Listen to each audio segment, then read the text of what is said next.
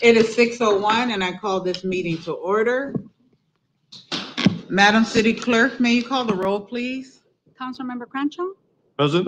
Councilmember Camarena, Present. Councilmember Marroquin, Present. Mayor Pro Tem Elliott, Present. Mayor Carter. Present. We have a quorum.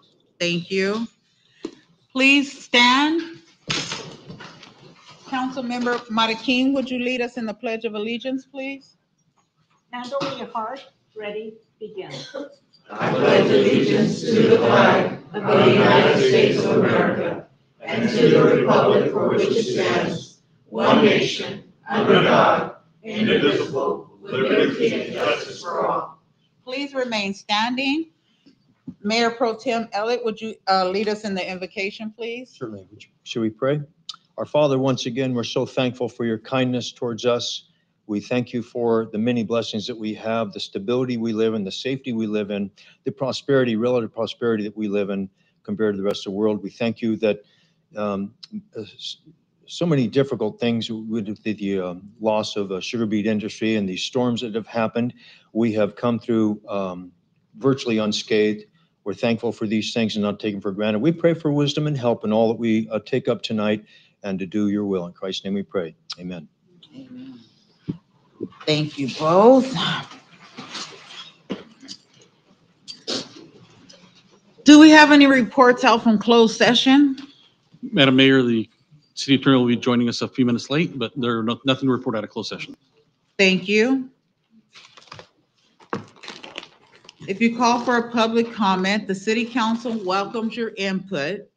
At this time, members of the public may address the city council on any matter not listed on the posted agenda. Pursuant to the Brown Act, no action will be taken or any issue brought forth under public comments. We ask that you please complete a speaker slip and submit it to the city clerk prior to the start of the meeting. Although you are not required to identify yourself, this information on the speaker slip assists the mayor that all persons wishing to address the council are recognized and also assist the city clerk in preparing the city council meeting minutes. Unless the mayor extends the time, there is a 3-minute limit for each public presentation. Any information provided on the speaker slip is voluntary and will be public records. We do have. Oh, that's not me. I didn't put in the speaker slip. You may want to speak. You could fill out a blue slip. No, that's all right. I don't want to. If you speak, sir. It's voluntary, right? But if you're going to speak, sir. I'll say my name is John Cole. But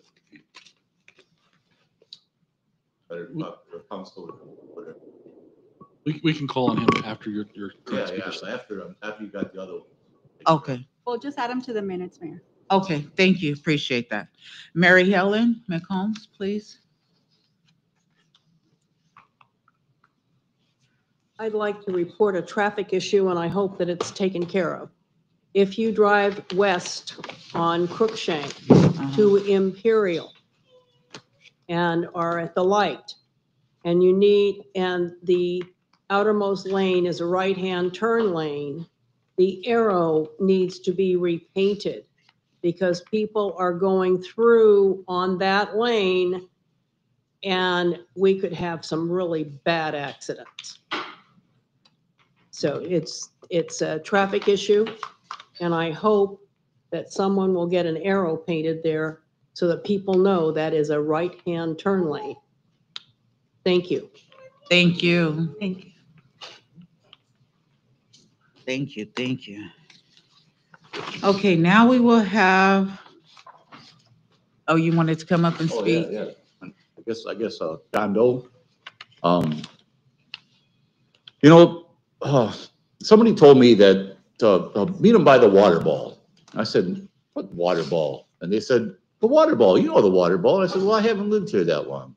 Well, come to find out, the water ball's been out of operation for about 5 years. I guess that's what people say. Well, I mean, if it's about the lack of water, I mean, I just seen you guys water in the parking lot back there with the malfunctioning spigots for watering the thing. So it's not about the lack of water. I don't know what it is, but I'd be kind of cool to see the water ball working. another issue I have is, the bathrooms at the transit station, they close way too early, even before the last bus is in. And there's no water. The water doesn't work in the sink in there. This has been months that it hasn't worked. It's like, it's just, I have a MRSA infection right here. It's I had it for 2 years. I've been battling through Intercare. I don't know, poor healthcare, I guess, in the system. The HMOs are horrible. But like, I'd like to at least be able to go in the bathroom and wash my hands. I don't care about soap or anything else, but just make the water at least a little warm or hot. You know what I'm saying? Because everybody else that goes down there and uses the bathroom too, and it's just kind of nice, nice thing to use. Thank you. Thank you.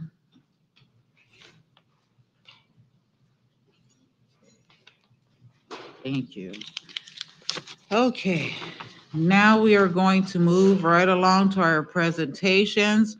We have an update regarding our Central Regional Medical Center transfer to Imperial Valley Health District.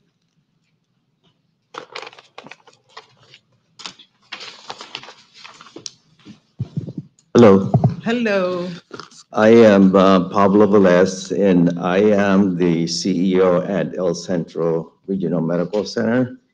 And just here to give you an update in terms of what has been happening since the terms and condition of the sale, the merger, of El Centro was signed back in August. We have had a total of 11 groups working on what it would look like to consolidate services for the region, looking at IT, HR, contracts, facilities, looking at the seismic requirements that we have completed. Now we have to look at the seismic compliance for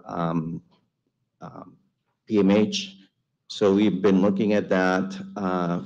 We have also been putting together a comprehensive strategic plan for the region in terms of what infrastructure needs to be added to the both hospital systems and the clinic to look at potentially mitigate the out migration of patients from this area out to San Diego, Palm Springs, Yuma, and what would that mean in terms of hiring more staff and hiring more providers for this community. In the meantime, we have been working with 4 groups of attorneys and looking at filing the legal paperwork required to do the merger of the hospitals and clinics. We are putting together a application to the Office of Healthcare Affordability. It's called OCA. And they that was put in place by Governor Newsom a couple of years ago. Any hospital transaction that happens in the state of California has to go through that office. And it's part of the HCI. We're also looking at putting together the application process for the change in ownership. That's another process that the hospitals are going through, looking at also changing our provider information for the Centers for Medicare and Medicaid, and also looking at the licensing process. Once we close on the hospital, the Department of Public Health has to come and do another survey for the hospital. There is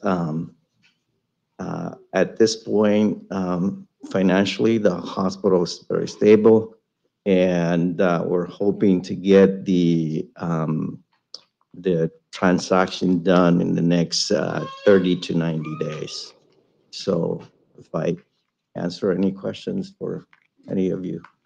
Thank you, Pablo. As I turn to my colleagues to see if they have any questions.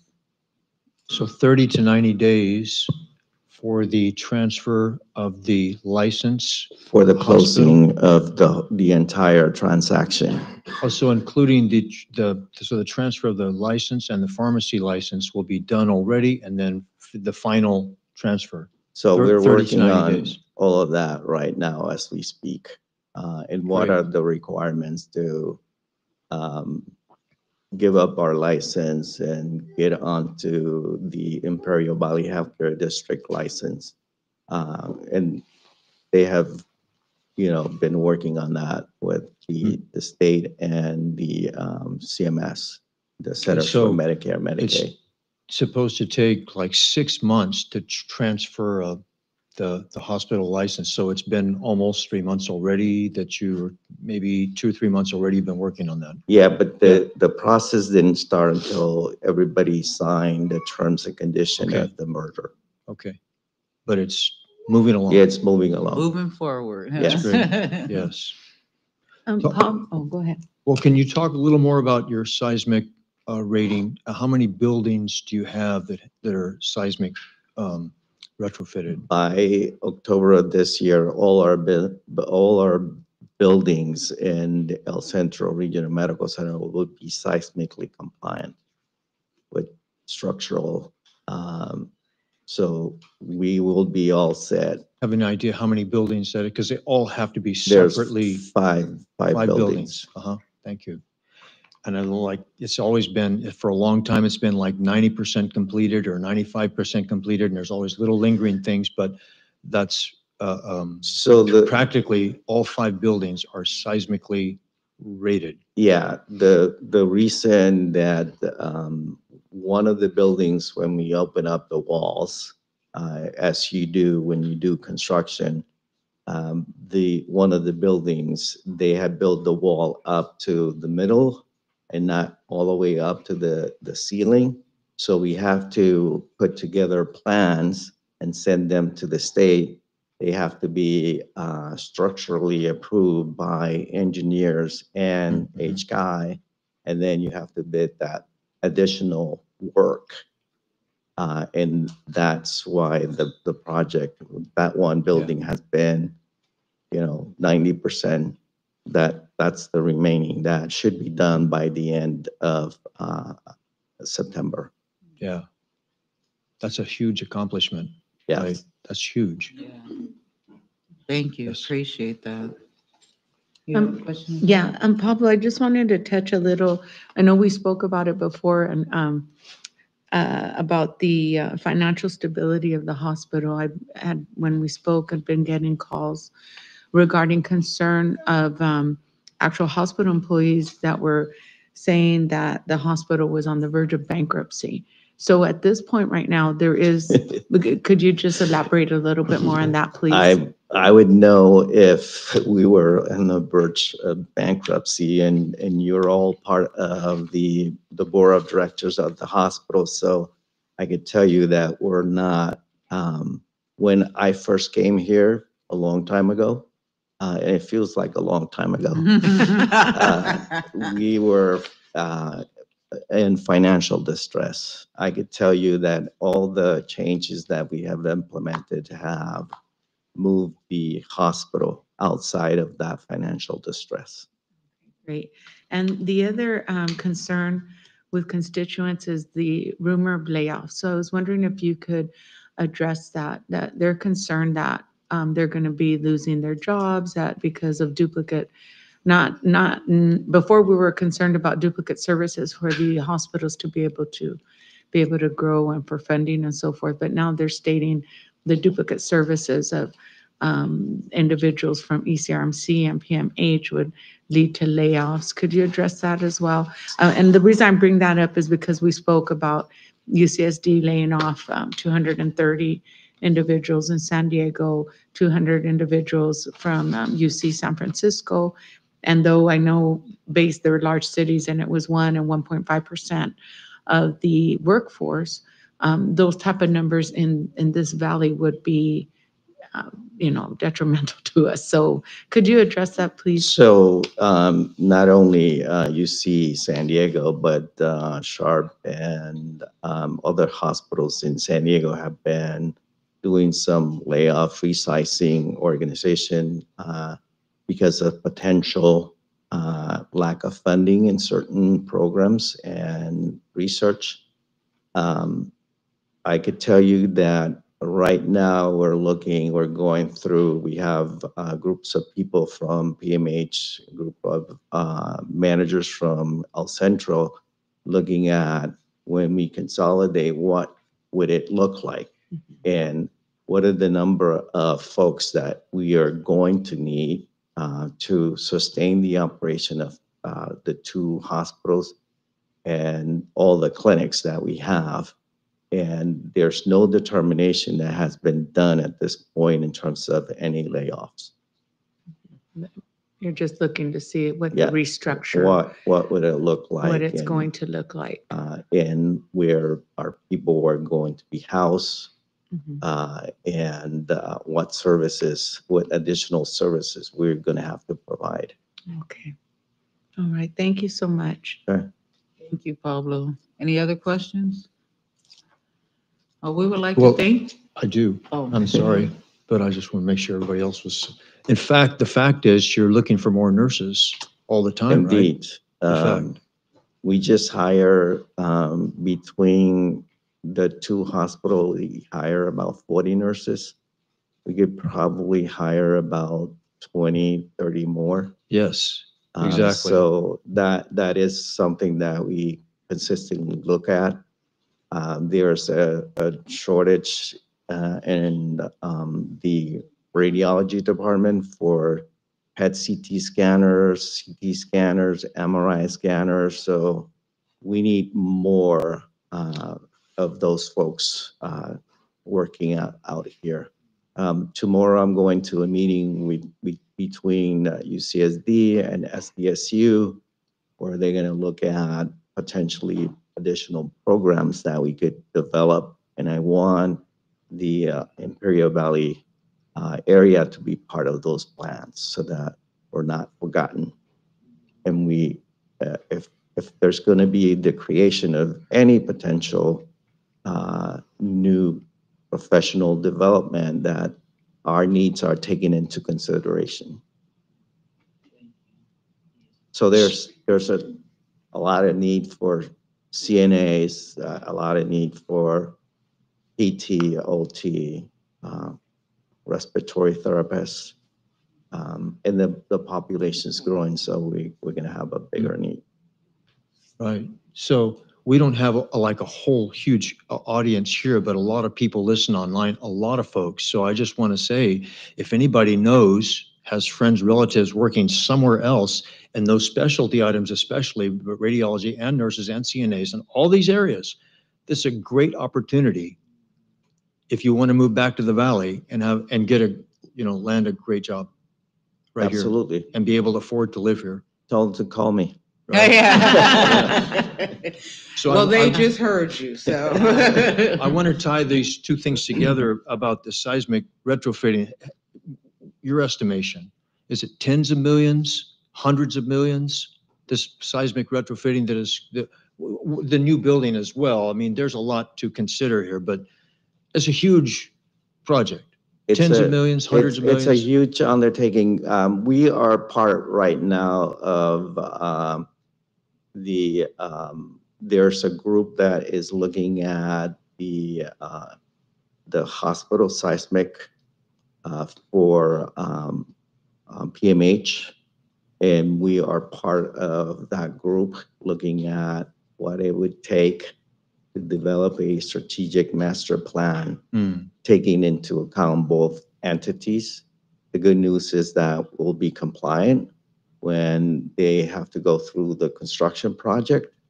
When we went through our construction project and our seismic upgrade, we were on our own. So we just had to move people around, departments around, close department for a while, come together with a design process that did not affect patient care.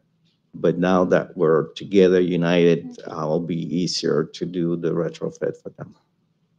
My point is, thank you. My point is that it's taken years, many years, and hundreds of millions of dollars, and we're at the end of that, and now ready to move forward. That is massive. That is a huge accomplishment. So just want to thank you and you know, We're very thankful. Yes, very thankful. that things are going Yes. that direction. Thank you. Thank Thank you, Pablo. Thank you. Pablo, for coming out and giving us this presentation. Yeah, we appreciate it. Thank you. Now we'll move on to our next presentation. That is an update on the bus stop refresh and maintenance, the ICTC. Executive Director David Aguirre.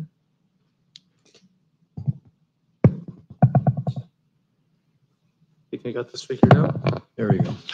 Well, good evening, honorable members of the council and members of the public. Thank you for the opportunity to be with you today. My name is David Aguirre. I'm the Executive Director of the Imperial County Transportation Commission. Today, I will be conducting a brief presentation about bus stop infrastructure in the city of El Centro. Let's make sure I get this one. No, this. Got it. So a little bit of background into ICTC's responsibilities as it pertains to the transit system. So we are the administration, the planning entity, the development, operations, and customer service and marketing for the public transit system. We also develop transit infrastructure, including the development and maintenance of bus stops and transit centers. We also work in conjunction with some of the cities that these centers are actually developed in addition to the bus stops as well. Our current transit services include the Imperial Valley Transit Service, which is the fixed route service that uses all of the bus stops throughout the county. IVT Access, which is the ADA paratransit service. IVT Ride Now, which is our newest micro transit conversion service. IVT MedTrans, which is a non-emergency transportation service to San Diego to medical facilities, and Calexico On Demand, which is a micro transit service in the city of Calexico. Just to give you a little bit of background into the current bus stops in the city of El Centro, these are all of the bus stops. There is quite a few of them. I believe we're over 40 bus stops. You can see the list of bus stops that actually have infrastructure in some way, shape, or form, whether that be a shelter, a bench. There's a variety of different amenities that are generally available. And then we have some that don't have any infrastructure, but they do have signage. We're constantly working on developing infrastructure for a variety of different bus stops and inclusion of adding bus stops throughout the system. So this just kind of gives you a brief summary of the total amount of bus stops in the city.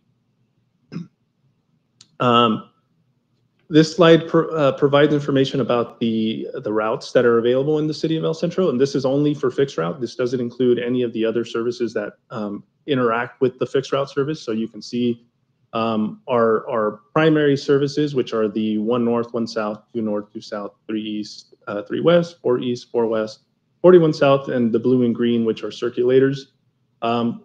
Within all of these services or routes that we have within the city, they all have a number of different bus stops. They do use a lot of the same bus stops, so I don't want to confuse anyone by giving you the number of bus stops in totality, but they actually share bus stops throughout the city. So within these routes, we see approximately about 48,000 passengers per month on average that connect to the city of El Centro. We don't currently track how or where they get off on specific bus stops, but we know that they're using routes that interact with the city of El Centro's bus stop infrastructure. So we know that we average about 48,000 passengers per month or so.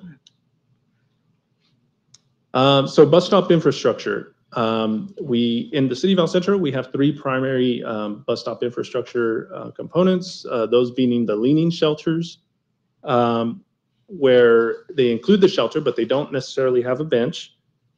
Usually you see these types of shelters where there isn't a lot of sidewalk, because usually the wider set of shelters would take away from that sidewalk, and that prohibits us from being ADA compliant. So we usually use those leaners, the leaning shelters. to make sure that there's enough sidewalk for people to be able to move around. There are, I believe there's a total of 6 used in the city. The standard bus stop, which is what you see in the middle there, that includes advertising space. They do have solar lighting, and there is a shade structure and a bench. There's about 21 of them that are used currently in the city. And then the expanded version, which is the newest version of the bus stop infrastructure. These include ad space, solar lighting, shade structure, and a bench. And there's currently 2 of them in the city now. Some of these shelters have trash cans associated with them to help collect trash. Those vary throughout the locations and generally are located where at the bus stops that tend to generate the most trash or accumulate the most trash. Upcoming bus stop infrastructure. So this kind of gives you a clearer example of the upcoming bus stops that are in development now that are going to be installed in the city pretty soon.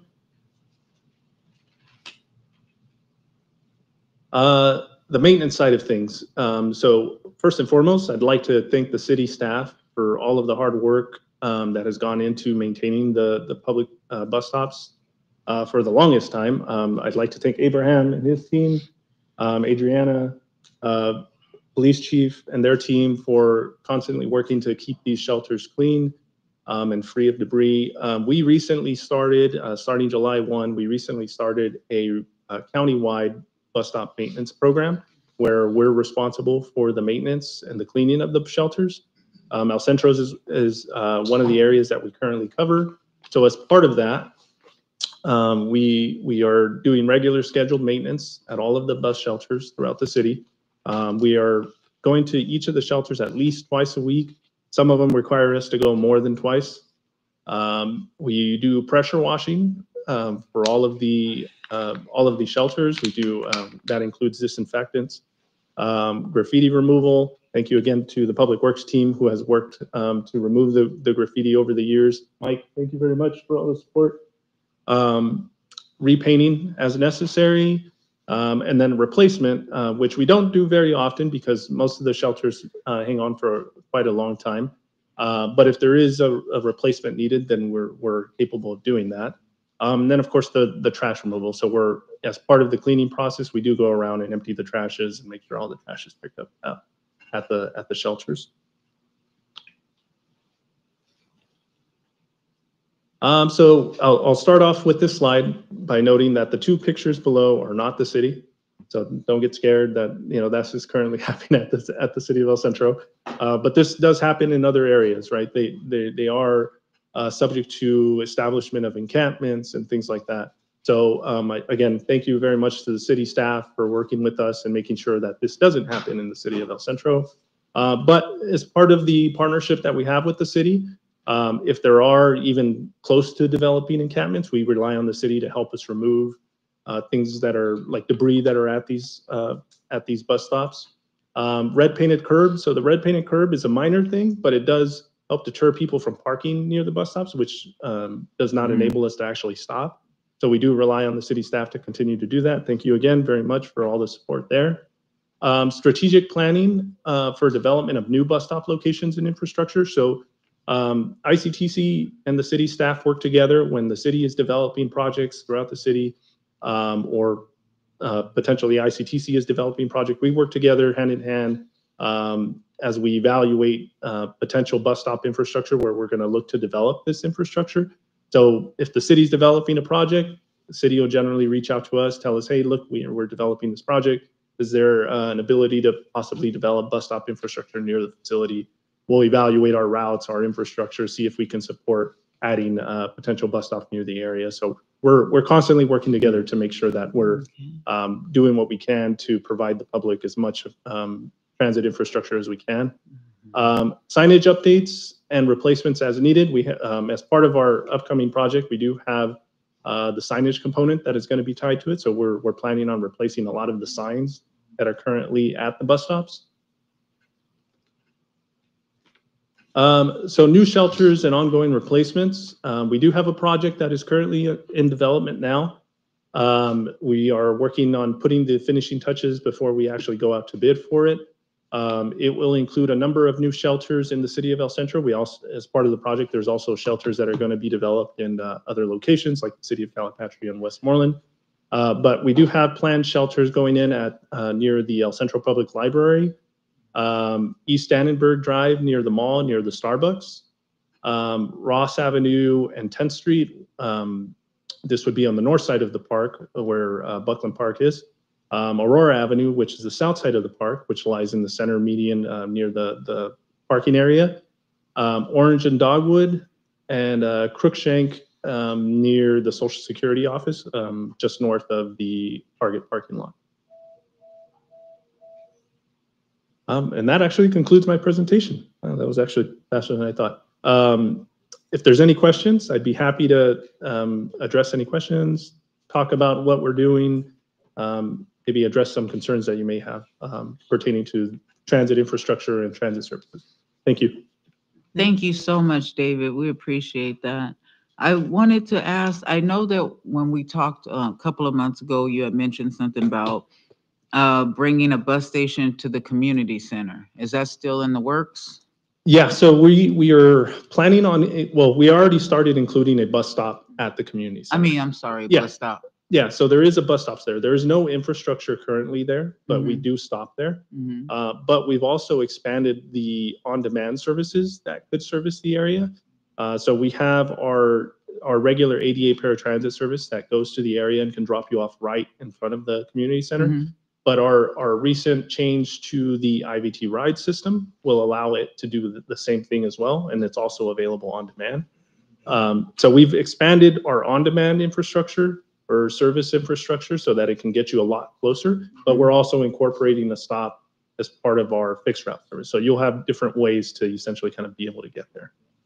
Thank you. And that'll be included in the book of information for the public. Yes, yes. Correct? Okay, thank you. Anybody else questions?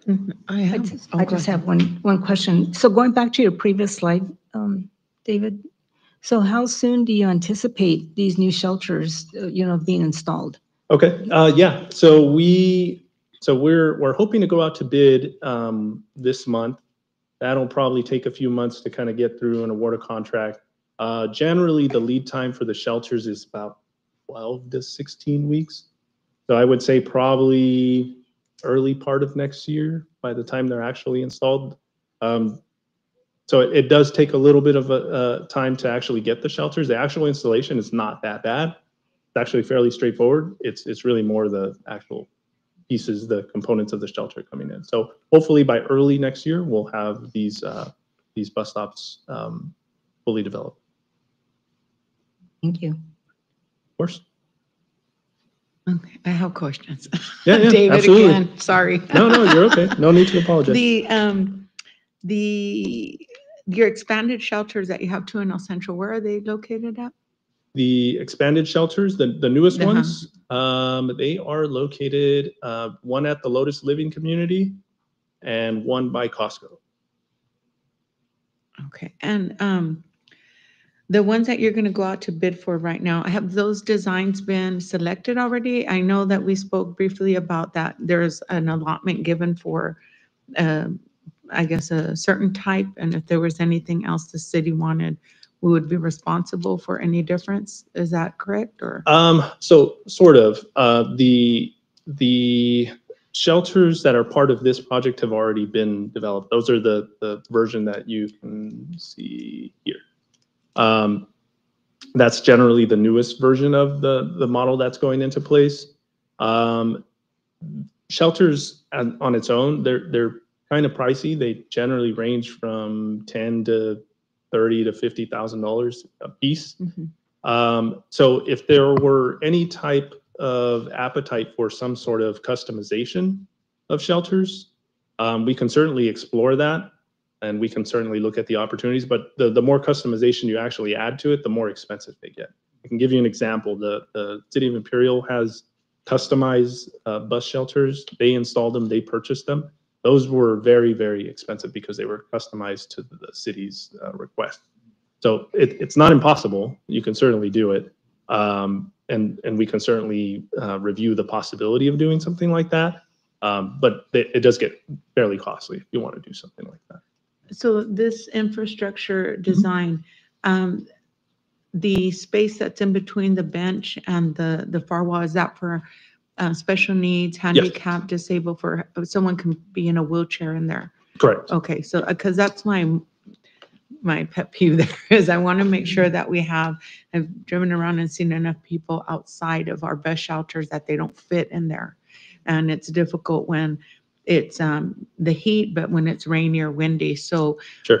So eventually on a schedule, I'm assuming, would it be possible when you, to look at the other shelters? Yes. To make sure that I don't know if there's an ADA compliance on any of these, but a number of the other pictures that you've shown and that we have in the city, it's difficult to get somebody that has, a wheelchair or so forth to get into the shelter for protection. Sure. No, absolutely. And that is part of the plan. We do plan to evaluate some of the existing shelters and look at replacing some of those shelters or newer versions of them to make sure that they do provide the most amenities to the public. Mhm. So that is part of the plan. And so we will, I would say we would start probably after this project, we'll start chipping away at replacing a lot of the other ones. So it'll be a work in progress, but we'll certainly start doing that. Okay. And yeah, we're absolutely, we have the same concerns. I mean, we want to make sure that folks that are waiting for buses have some sort of shade to be able to kind of help them with the heat. And, I know folks, when they're waiting at bus stops, depending on where the sun is, they'll go behind them and in front of them, so I know they'll kind of pivot around just to make sure or try to, get some sort of relief from the heat. But we certainly understand that, and we'll certainly do what we can to make sure that we're constantly evaluating the bus stops, but also trying to replace them where we can as well. Okay. And so this one is the one that's going to, on the new shelters. Is there an actual picture of it besides the drawing? Yeah. Or is that, which one was that? It looks like the one on the far right. expanded. Yep. Okay. Okay. Thank you.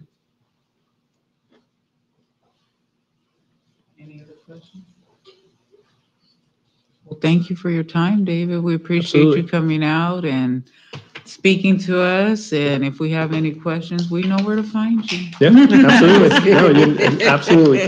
Please don't hesitate to reach out if you ever have any concerns or the public reaches out to you about any concerns. Please feel free to reach out. We'll try to address it as fast as we can. But we really do appreciate it. Thank you for the opportunity, and hope you have a great evening. You as Thank well, you. and we appreciate you all as well. Thank Thank you. you. Okay, now we move on. Too bad I didn't bring the bells and the whistles, but now it's time for the retirement plaques. Yes, we are going to start with Gabriel Hernandez, Building Maintenance Mechanic 2. For 35 years of outstanding and dedicated service to the city of El Centro, July 1990 to September 2025, presented by the city of El Centro. Do you want to speak?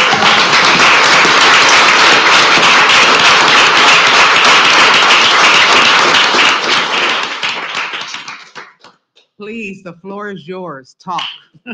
I'll start and let him go because I'm not sure if he's gonna get sentimental. Oh, thank you. But you know what? It's been a great honor, and good evening, honorable council members. Oh, And good I evening. apologize. Good evening. Good evening.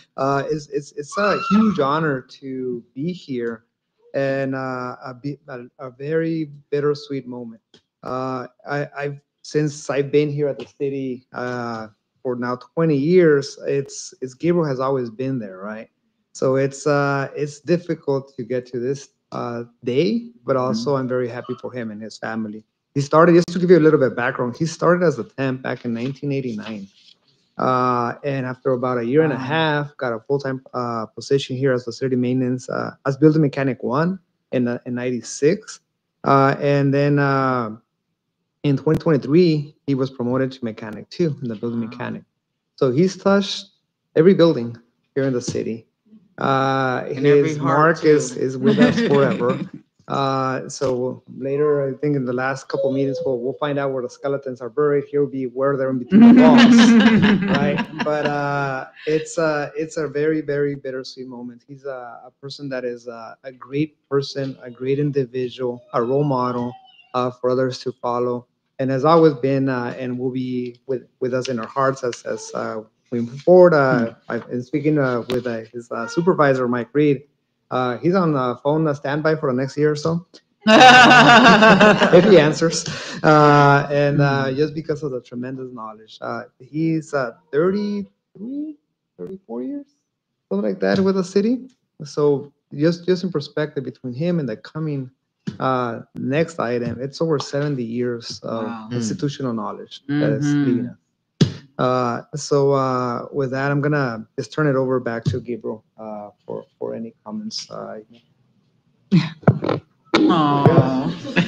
that was nice, Abraham.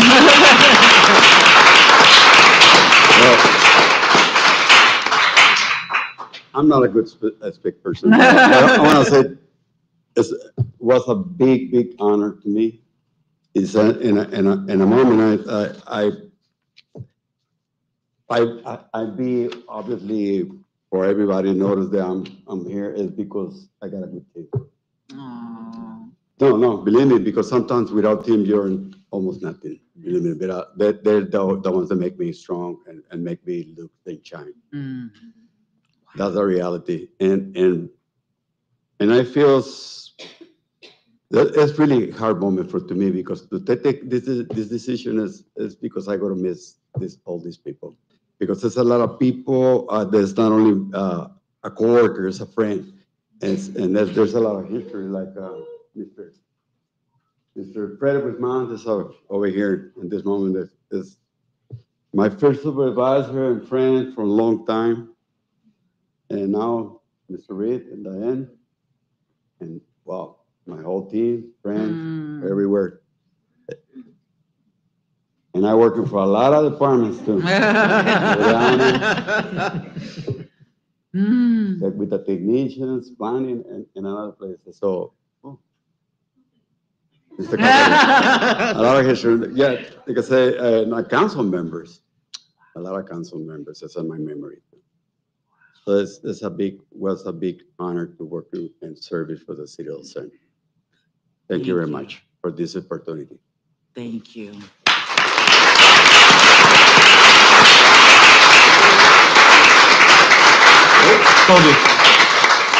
Sonia. Would you like to come in? Oh, you would like to say something? Yeah, I would. So I've had the opportunity to work many years with you and Alfredo back here, and we covered up stuff that we should have probably never covered up in that old building. I would come up with the construction part of it, and I would call these two over, and they scratch your head from it, and we figured it out and we did it. So, you know, it was wonderful working with you. Just connecting with the different departments is always great, but it was always just when you two were showing up, I knew we'd get it done, and I really appreciate it with you. So, pleasure. Congratulations. Thank you very much. Thank you.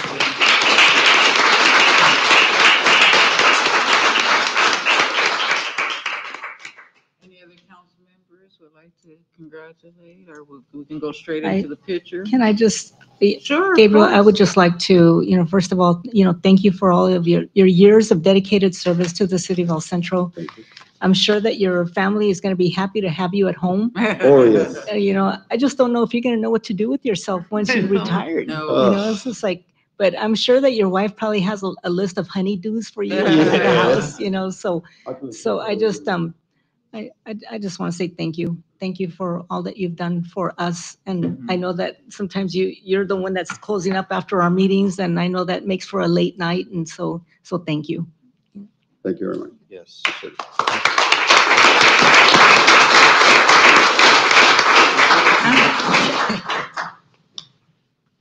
All right, Mr. Emilio, can you come on out, please?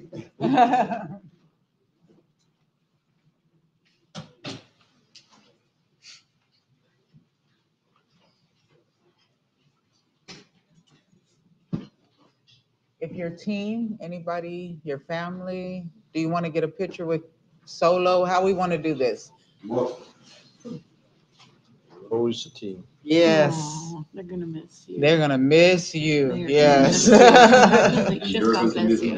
Thank you. Thank you. Yes. Congratulations. Thank you for your service. Yes, we are. Hey, how's it? You say you're gonna come back You're and retiring volunteer? the same year they're retiring the PD. Yeah. Oh, really? The building. Oh, okay. Yeah, that's right.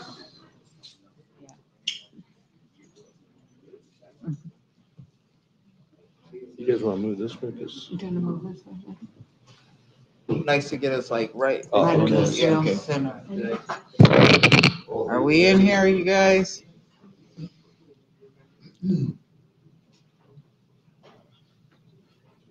All right, here we go.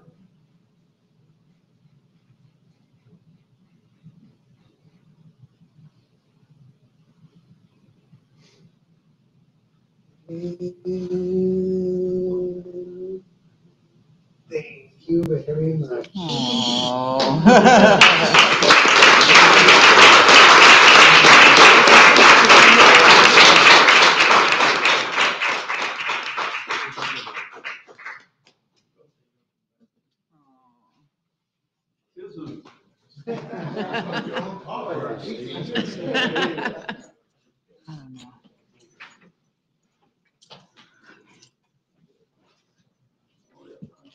Mayor, if I could ask kind of for the supervisor to say a couple words.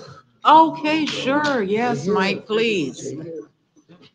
If you're gonna start off with how he's coming back to volunteer starting in December. Well, the joke that I had made with him is, because he had told all the coworkers, he goes, hey, if you ever get in a jam, I'm a phone call away.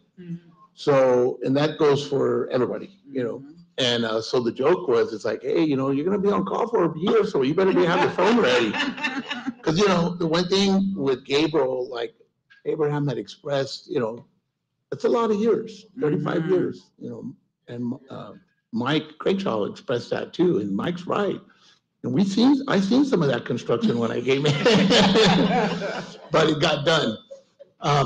If there's one thing I would like to say is that, you know, we're losing a employee with so much knowledge in the construction, in anything he did. You know what I mean? There's plumbing, there's framing, there's construction, there's doors, everything you could think of. Like Abe said, he's touched every building. Okay, so we're losing a lot of knowledge and a lot of years of somebody knowing the existing buildings.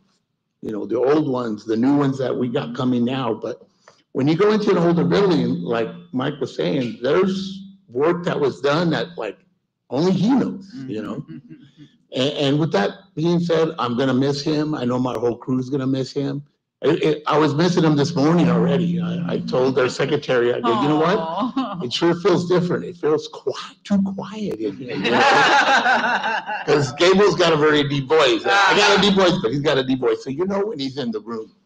But with that being said, we're gonna miss him. I think the city is gonna really miss him, and we just hope him the best for his retirement.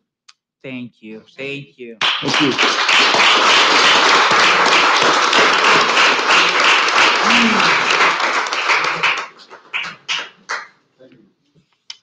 So I can get rid of my choking up here because these are all sentimental moments.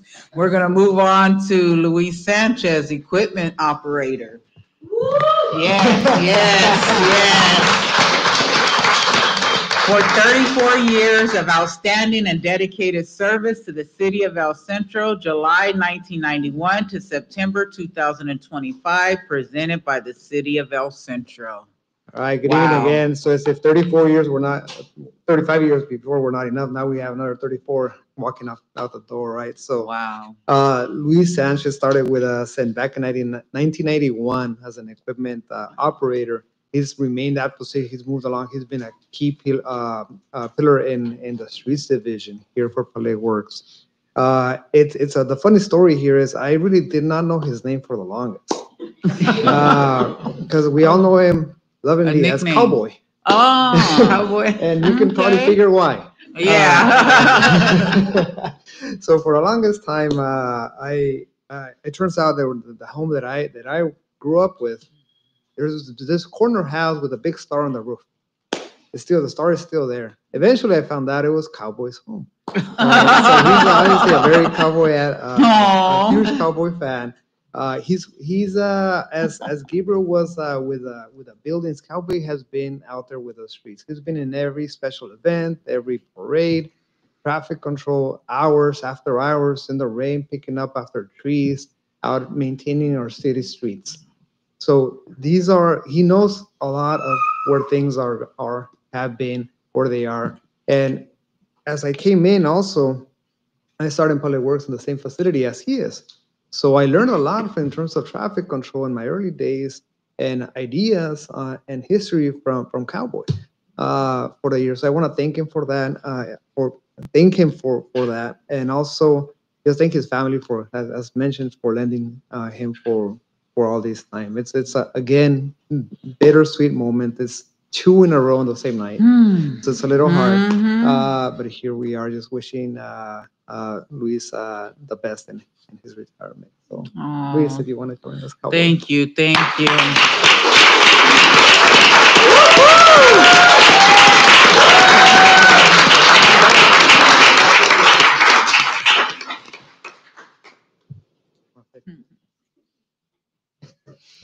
Yeah, speech. I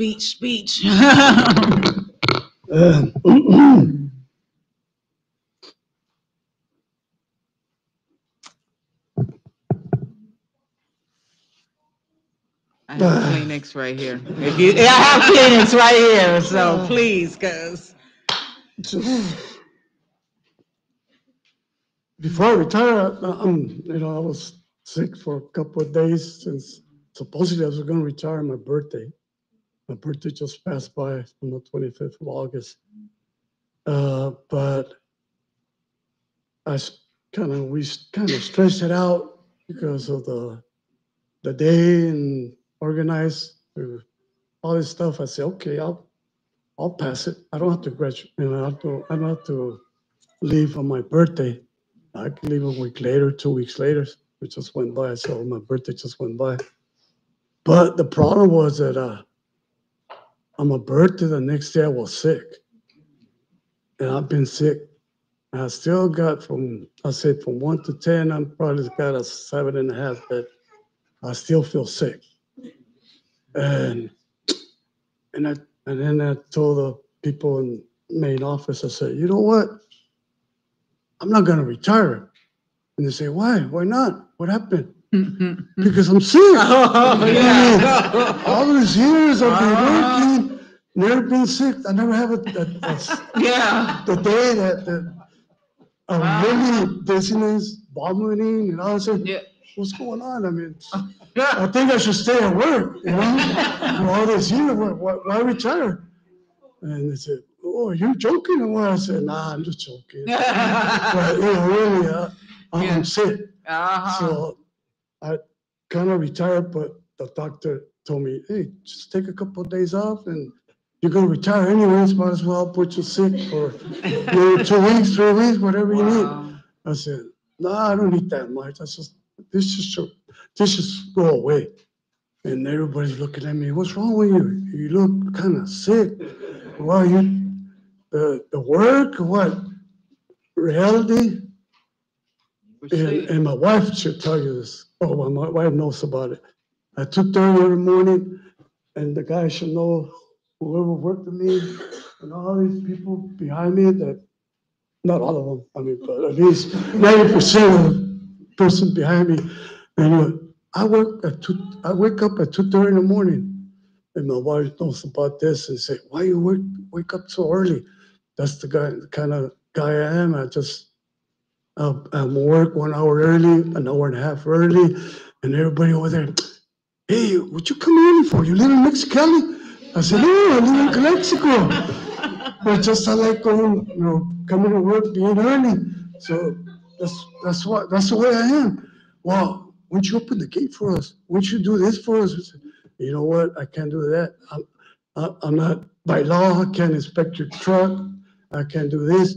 I can, probably open the door for you, basically, but I can't do that. I mean, you gotta do it. You're the driver, pay me equipment operator, so you gotta do your own stuff.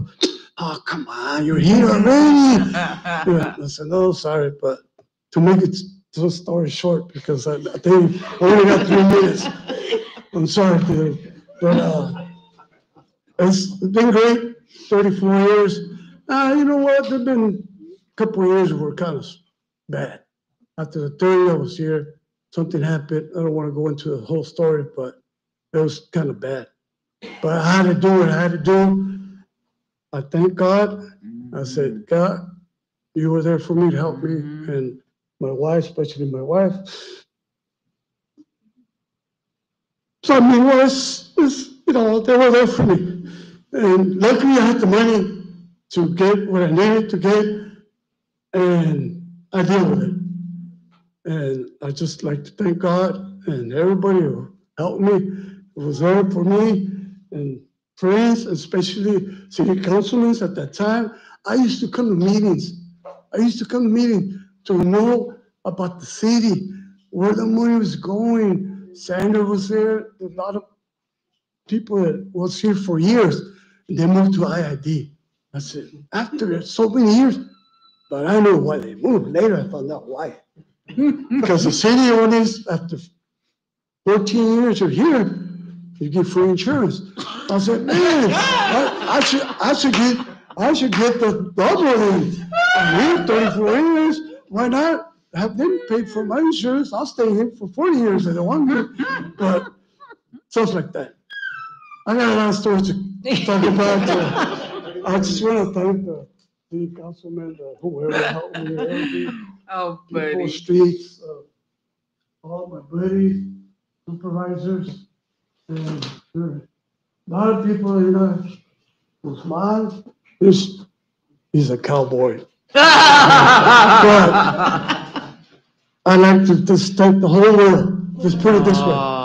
And now, I think I'm looking for another job, but I heard somebody, I heard that person, where you live? Oh, he's right there. About the dog shelters and stuff. I was there, building them up, concrete, floor up, and I was still, and I'm ready to go work for you if you want me. and I'm still here to work. But the city couldn't afford me. They didn't afford me because 5 years I haven't got a raise. So I said, everybody said, what are you doing here? Go outside, go work. And I had the class 1 driver license since I was 19. So I've still got it. But I said, yeah, you know what? You guys are right. What am I doing here? I mean, they're paying me the same if I work or not.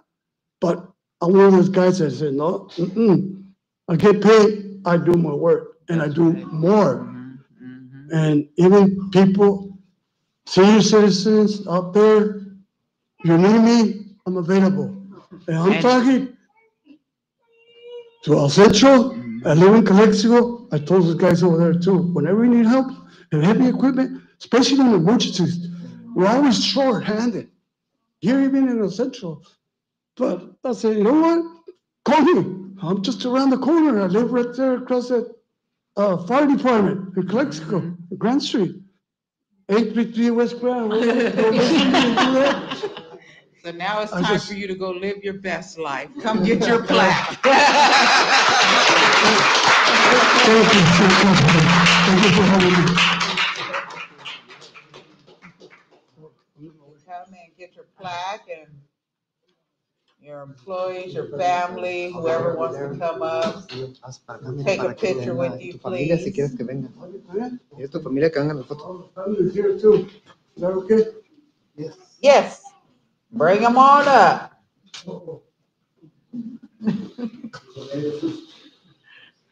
Here you go, Mr. Luis. Hold your plaque, please. There you go. Sorry. Okay.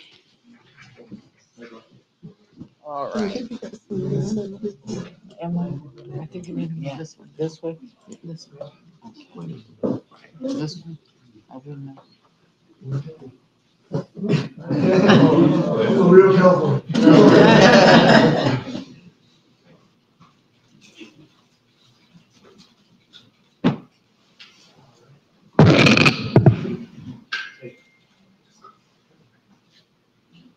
President, can you move? Okay, here we go. Yes, all right. And thank you.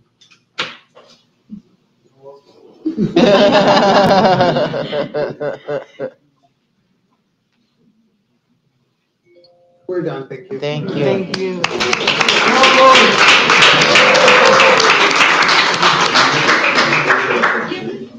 Oh, thank you. Luis, Thank you, thank you. Congratulations. like Congratulations. watching the show. Wish you the best on your retirement. Never thought I'd say this. I hope Dallas has a good season. I've never catch.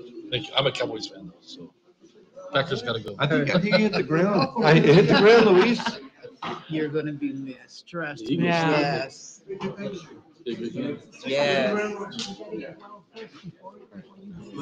I know. Very good. God's will.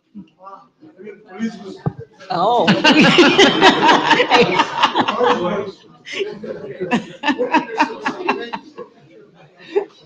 Well, it's been everybody's leaving, but I guess I don't need any help. Well, all right. Phone number 760-427-3306. I'm glad this is being recorded because we're gonna take you up on that offer. I wrote it down. Okay, enjoy. Thank you.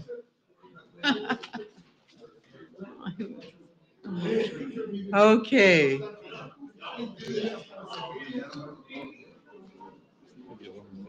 Yeah.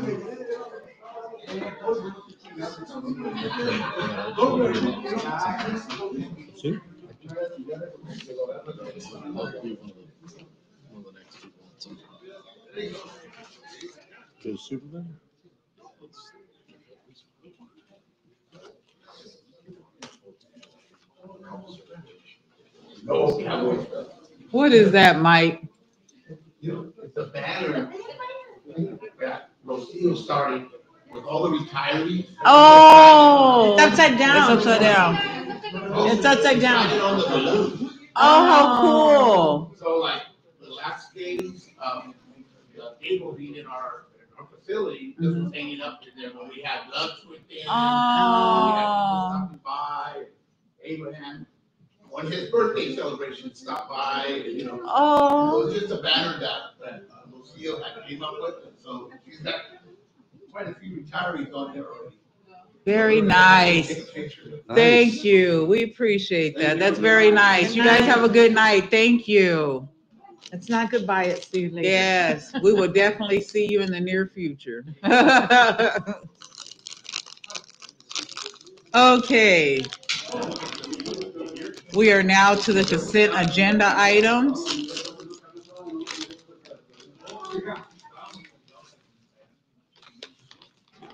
Let's give them a second to close the door. They're excited.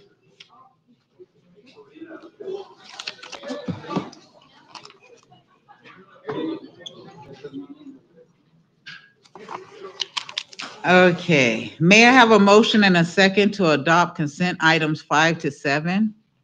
I will make the motion to approve those items 5 through 7. I'll second. Madam City Clerk? Before we vote on this, I mean, I didn't warn Abraham, but Abraham, could you just give a brief explanation about the terminating memorandum of understanding between the city of El Centro and Caltrans? Just quickly, so everybody that's watching us knows what this is. Of course, this is a resolution resigning a resolution that was adopted back in 1997. The MOU back then generally dealt with intersection spacing along State Route 86. It dictated the distance between signal lights, for example. Caltrans has changed the standards. There's been updates in the last almost 30 years at this point, and that resolution is no longer necessary. We've coordinated with Caltrans and their staff, and they agree that that resolution is that MOU is no longer necessary, as we just follow a standard protocol with encroachment permits and planning reviews through Caltrans. that already review that current standard. So the old standards that are obsolete, this is more of a formality at this point to resign that old resolution. Thank you very much. I really appreciate that. Thank you.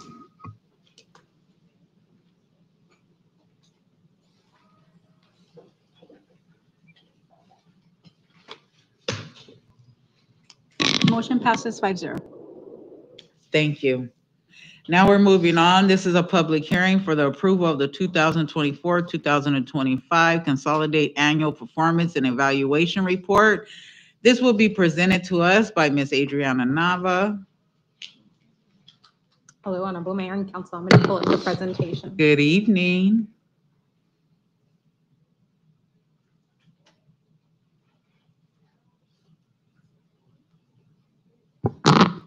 Also want to mention, I know Gabriel left us, but he usually also builds all of our floats and he's the lead on that. So he built our Mardi Gras float, he's built our Christmas float. So we're definitely going to ask him to volunteer this upcoming year. Yes.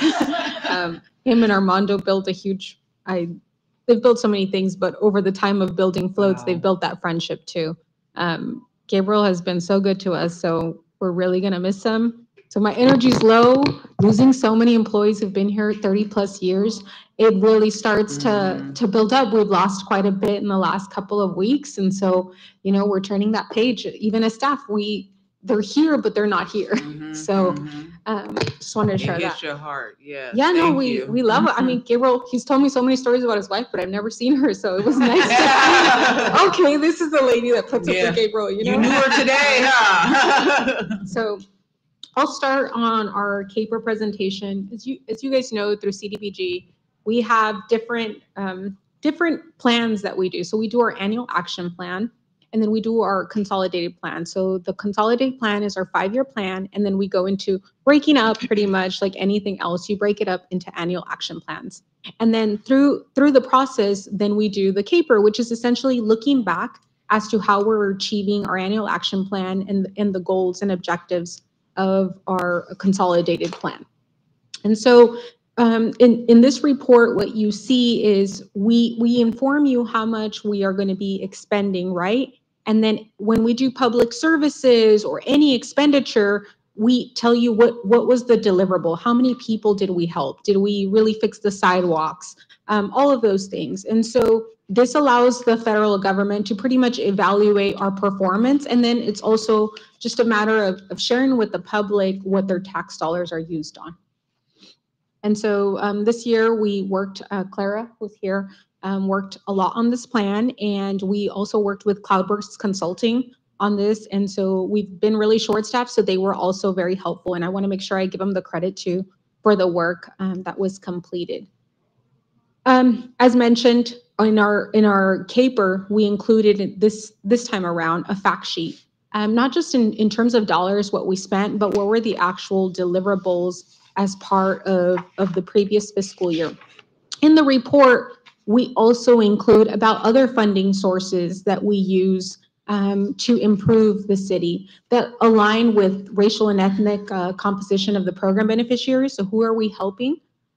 Activities related to affordable housing. So in there, you will see some discussion on our previous project that we had worked on, Jacaranda Gardens, and then services and programs addressing homelessness. So in a lot of this, we included discussion regarding Catholic Charities, our involvement in the continuum of care, and the point in time count. And so the funding that we use to assist other organizations as well.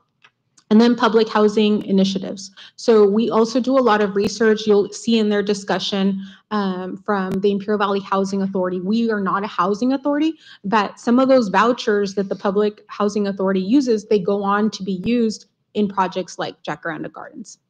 And then lastly, I do want to add that we do include this document in our city webpage. And so the resource here of information is always available, inclusively. For this meeting, we do also post the notice of public hearing in the Imperial Valley Press. And so we do outreach to let the people know different things that are happening in their community. So for public services, you may recall we have a 15% cap, and that also includes fair housing services. So you can see here the funds budgeted, the funds expended, and then our targeted goal, and then the number of people we assisted. So through Catholic Charity Senior Nutrition, the Homeless Day Center, Sure Helpline, we have assisted 193 individuals in our community.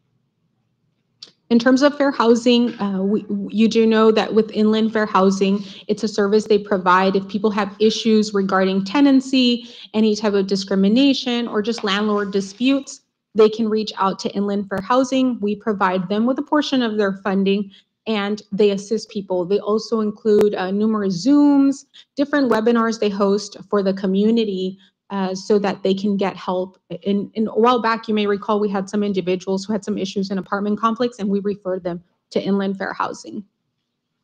As to housing activities, so in this one, you'll see that we have programmed funding for this, but we didn't actually use it. And so you will note one of the reasons why is that we pair CDBG funding with home funding. And although we were awarded through the state over a year ago now, the state has also had shortfalls with their staffing. And so a lot of their agreements haven't moved forward.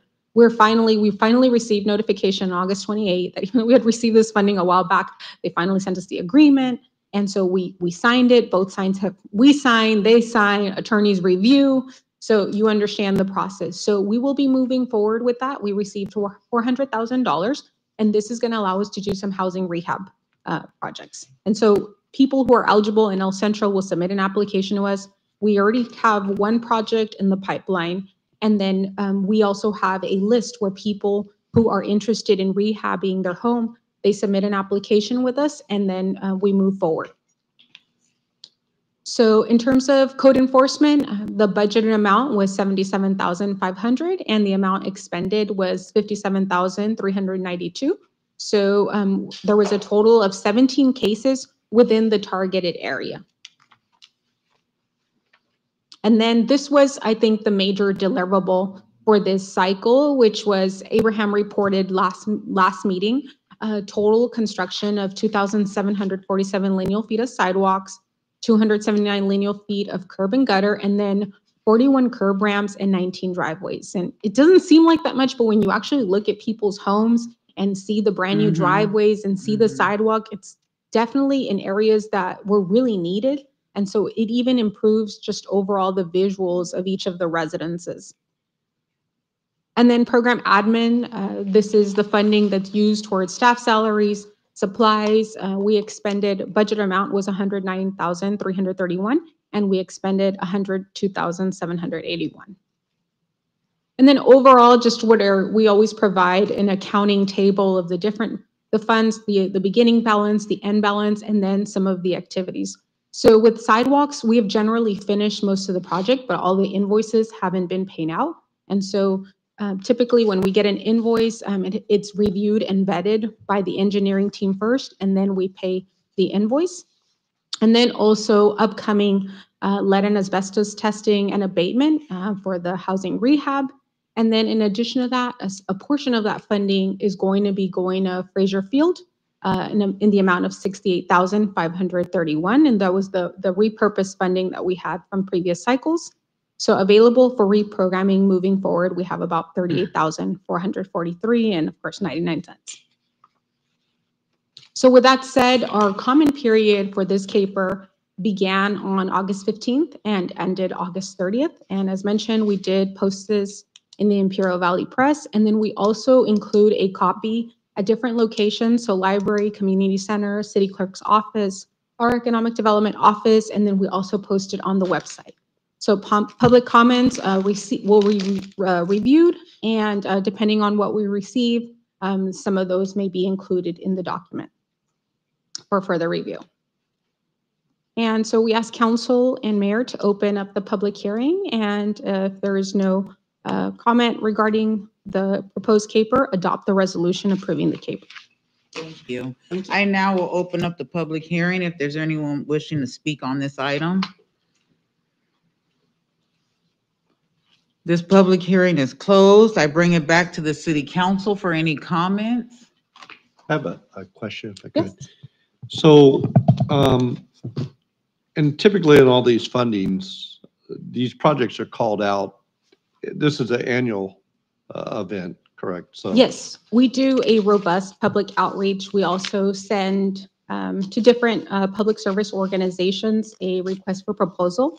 Based on what is received, we review and rank. And then for infrastructure and for city projects, we bring them before the council, and the council establishes a list of priorities. In previous years, senior nutrition was a priority, sidewalks were a priority. And so based on that reviewed and ranking, then we select actual projects with the council in mind, and then with members of the public if they'd like to provide input. So that's Perfect. And then in reference to the housing rehab program? Yes. You know, one of our special populations obviously are seniors. And not only is the housing, sometimes those are difficult to just maintain, but a lot of times ADA needs that occur from just being a senior. Yes. Would that fit that program? And is there Yes. funding that is pretty relatively available for something like that? Yes, that is exactly our clientele typically, is seniors who have ADA needs. Their home, the restroom was at one point great, and so with time, their wheelchair, or they need a special ADA restroom. And so those are the improvements. A lot of it is adding ramps to their doorway so they're more accessible rather than steps. And so typically that is the clientele we assist. Seniors and in people in general who also have children of special needs. Those are the other people we've greatly assisted.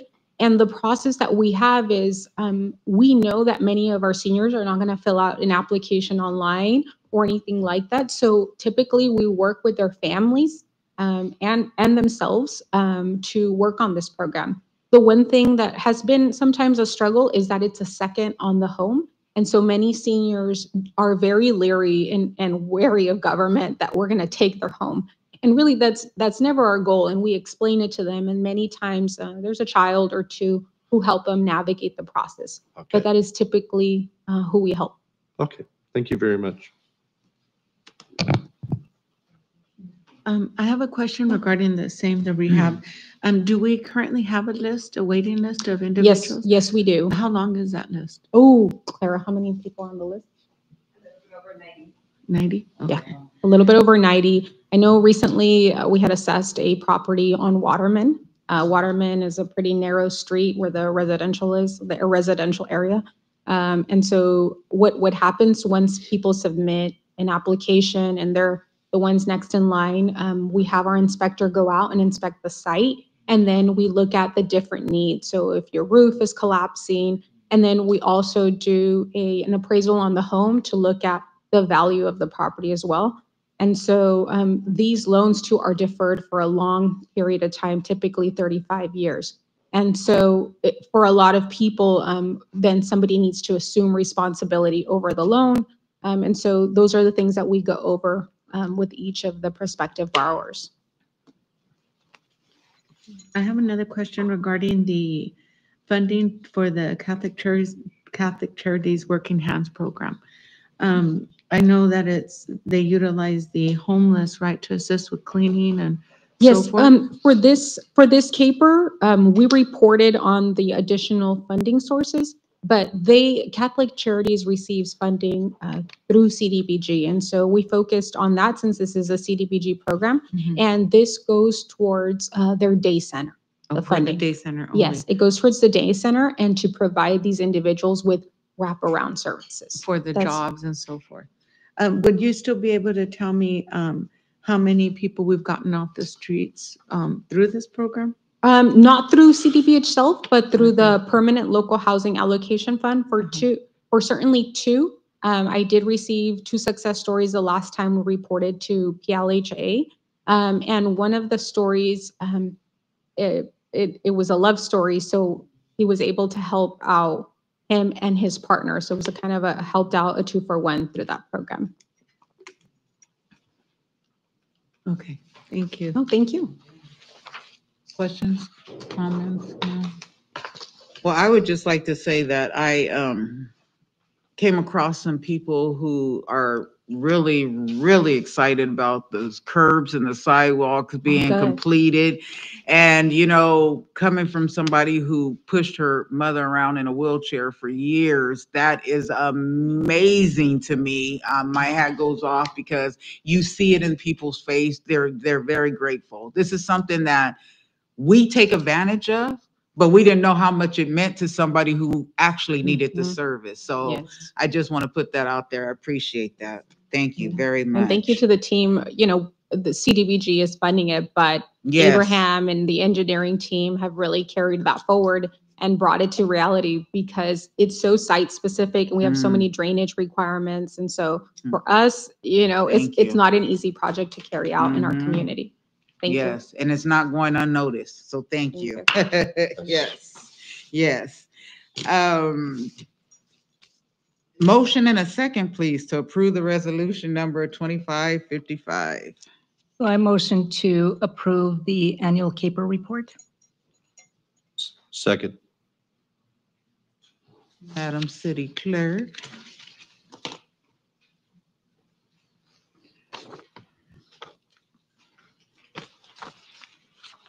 Motion passes 5-0. Thank you. The City Council of El Centro approved the annual performance and evaluation report. Thank you. Now we will move on to our task force reports.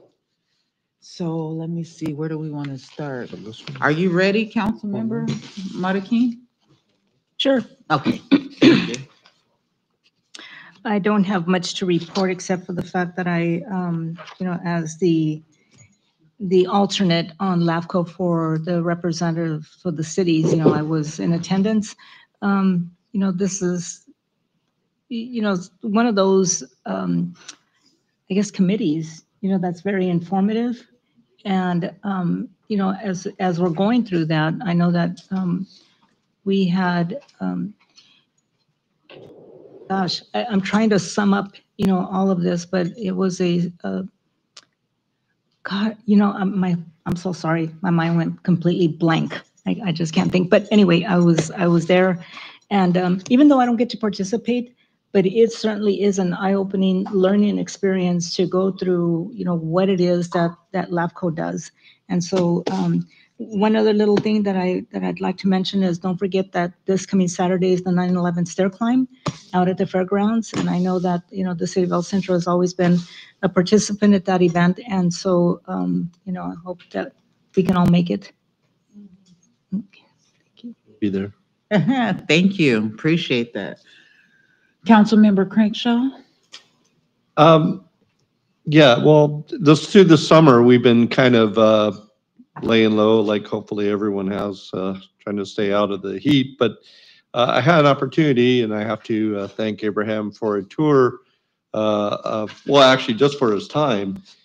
It was so enlightening to hear. I mean, I worked here forever, it seemed like, and I knew nothing about some of these other departments. And for all the time that I have been here, lived here, and worked here, to go out and get a tour of some of the places, and then specifically the treatment plant. It was amazing. First of all, I didn't know we had that acreage, but just how much science was actually going on out there was it blew me away. And the learning about the lift station. So I just want to thank Abraham for it. It turned out to be, hey, I just want to pick your mind for a minute. 3 hours later, I think that after we had a couple beers no, that wasn't. Should have. But it was very enlightening. And there's some other departments that I certainly haven't had a chance to get to. For the police, I've been waiting for the air conditioner to be turned in. And so I hear that's on, and I want to come over to fire. So I really appreciate every one of our staff. That is the glow point here, is getting the chance to see the outcomes, the finished products. And so being able to have a little bit of a hand in that, but you guys are one of the ones that are making the deliverables. So I really do appreciate that opportunities. Thank you. Thank you. Councilmember Camarena? Just want to say I've been working with, trying to get together, but Councilmember Crankshaw and myself are working on revising policy and so forth like that, ordinances. And so that's been a task, reading and going back a lot of years, trying to simplify and bring up to date some of these. So we'll be presenting little by little. Already have a good hold on some of it. Also, as far as Mayor Carter and I have been working on the downtown committee.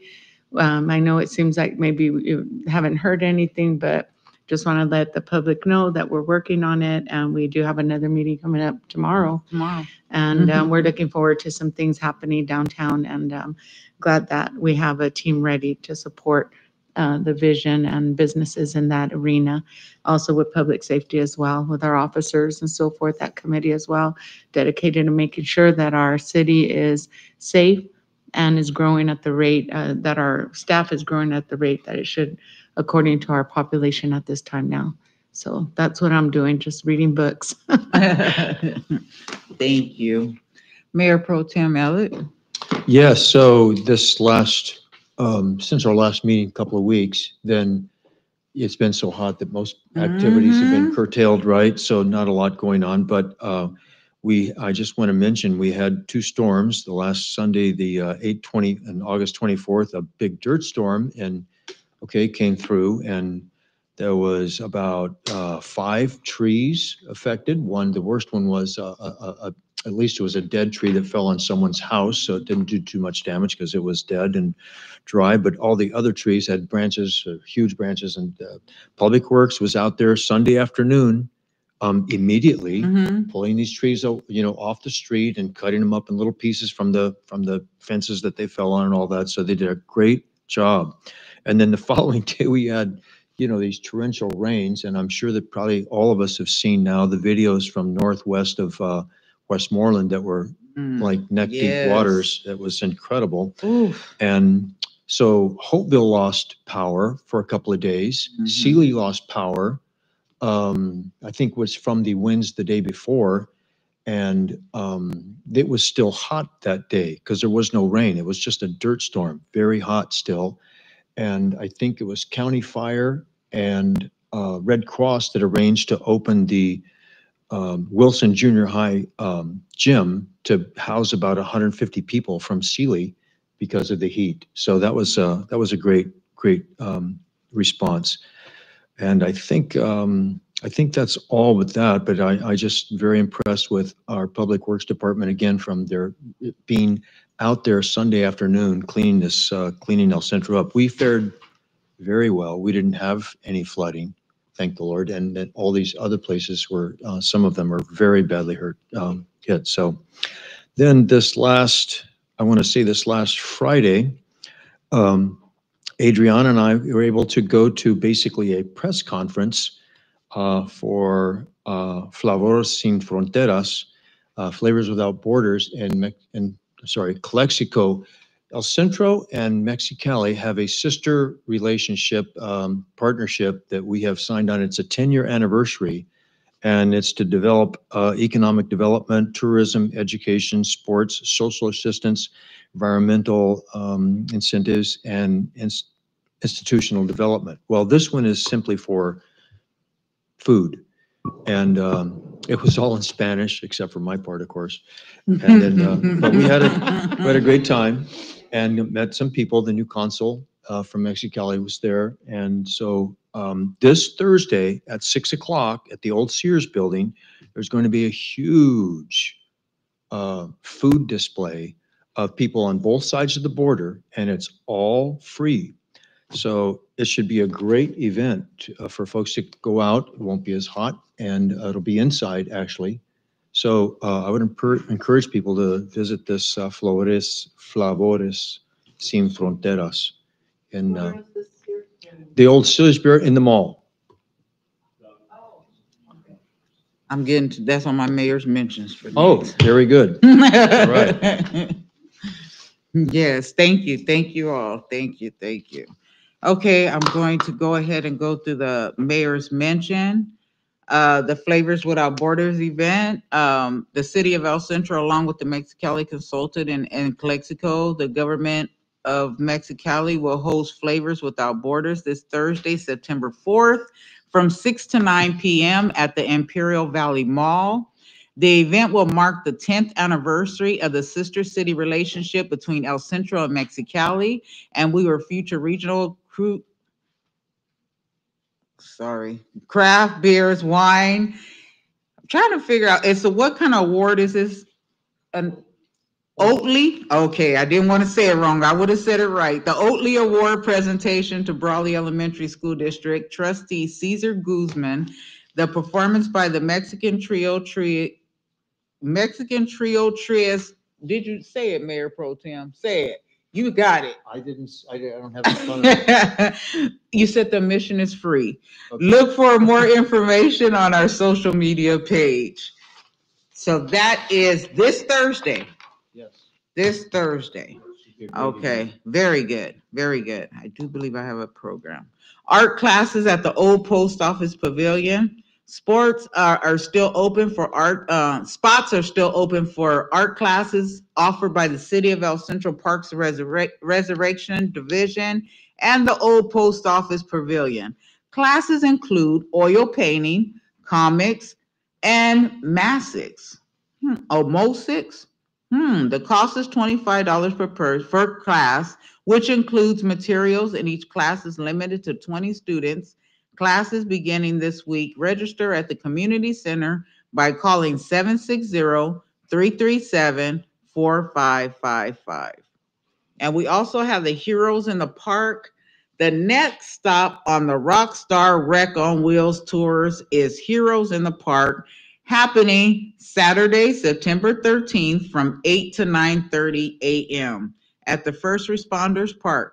This free, family-friendly event will feature themed activities honoring our community heroes, along with games, crafts, and fun. All are welcome to attend and take part in this special celebration. Look for more information on our social media page. Thank you guys for that. And now I will turn it over to our acting city manager for his report. Good evening, Madam Mayor, members of council. So we have a couple things going on Thursday nights. We have a whole variety of flavor coming to the city of El Centro this Thursday night. Yes. As pointed out, it's an event that unfortunately I'm going to miss due to a family obligation that I discussed Oh, with you yes. earlier. But I will tell you, if it were not for my son's event that I need to be at to support my family, I would certainly be there. For the members of the public, come out, taste the wine, taste the beer, taste the food, but more importantly, just enjoy the valley. There's something to be said about the partnership with us in Mexicali that really is representative of the culture here, and what a great event. But something also to look forward to is the following Thursday on September 11th, we have the city championship, Southwest High School versus Central Union High School football game. It'll be hosted at Southwest this year. They are doing a feature to really kind of give a nod to our public safety, both law enforcement and fire personnel. So if you're in the valley and available and want to see some great youth activities and really support everything and come out and see what's going on, again, join us for that event at Southwest High School. That's coming up. Mayor Pro Tem mentioned the recent floods and the storm activity that we had. We are facing a little bit this week. Hopefully it won't be anything like what we saw in the past weeks. But I do also want to kind of echo the sentiment and the shout out to Public Works. Very quickly, they were out there on the street driving around. We have certain areas in the cities that we know are prone to flooding. They pre-planned that. They had pumps en route to make sure that we didn't run into any issues. Mario and I were jokingly talking about getting a canoe and making our way through the city, but that wasn't needed this time. So shout out to Public Works. And then just a friendly reminder that we still have fire crews out helping throughout the state of California. Yes. And our firefighters are hard at it. Our employees really are the backbone of the city, but in this case, they're serving the entire community of the state of California. So, And we're very thankful. And with that, I'll end the night. Thank you very much. Thank you. Appreciate that. And with that being said, it is 7:34 and this meeting is adjourned.